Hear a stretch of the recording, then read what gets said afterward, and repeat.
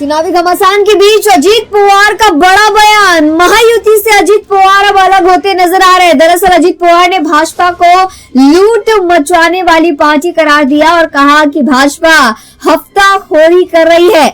और अजीत पवार के इस बयान के बाद अब बीजेपी के नेता भी पीछे नहीं है। बीजेपी के नेता भी अब अजीत पवार पे पलटवार करते हुए कह रहे हैं कि आप पहले अपने गिरबान में झांक कर देखिए। इस समय महानगर पालिका चुनाव में जिस तरीके से एक साथ आई हुई राजनीतिक पार्टियां भी बढ़ती हुई नजर आ रही है, ऐसे में चुनाव में आने वाले चुनाव के समय में काफी ज्यादा बवाल मचने की आशंका है। क्या कुछ अजीत पवार ने और तमाम भाजपा के नेताओं ने कहा, सुनिए। पालिकेच्या कारभारात पारदर्शकतेचा पूर्णपणे अभाव आहे। राज्यातील कोणाचाही वचक राहिलेला नाहीये।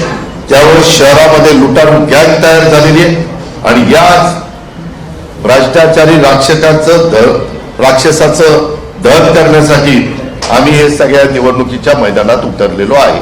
अजित पवारांचं हे वक्तव्य जे आहे, हे वक्तव्य निवडणुकीच्या पार्श्वभूमीवरती असणारं हे वक्तव्य आहे असं मला वाटतं। अजित पवारांनी खुद के गिरेबान में झांक के देखना चाहिए, जसं हिंदीमध्ये म्हणतात, ते पाहिलं पाहिजे।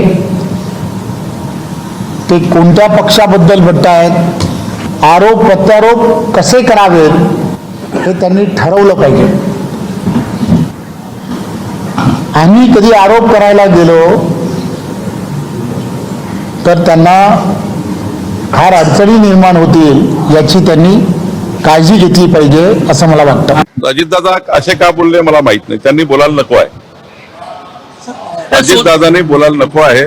आपण मित्र पक्षात जरी विरोधात लढलो तरी महायुतीमध्ये कुठलेही मतभेद मनभेद होणार नाही याची काळजी माननीय अजितदादांनी आणि आम्ही सर्वांनी घ्यायची आहे।